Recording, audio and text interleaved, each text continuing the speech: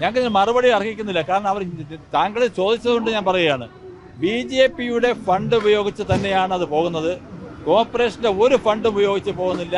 അതൊക്കെ കഴിഞ്ഞ കാലങ്ങളിൽ നടത്തിയിട്ടുള്ള മേയർമാരും കഴിഞ്ഞ CPMന്റെ ഭരണസമിതികൾ നടത്തിയിട്ടുള്ള ദൂർത്തടിയൊന്നും BJPയുടെ നേതൃത്വത്തിലുള്ള ഭരണസമിതി ഉണ്ടാകില്ല.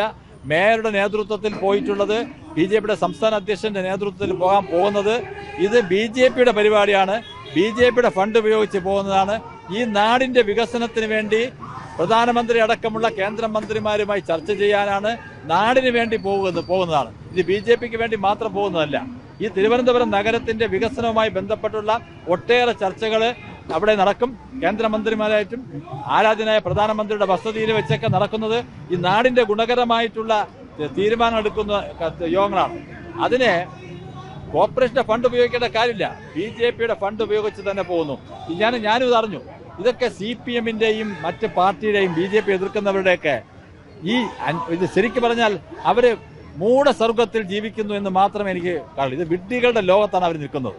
അതേ എനിക്ക് പറയാനുള്ളൂ.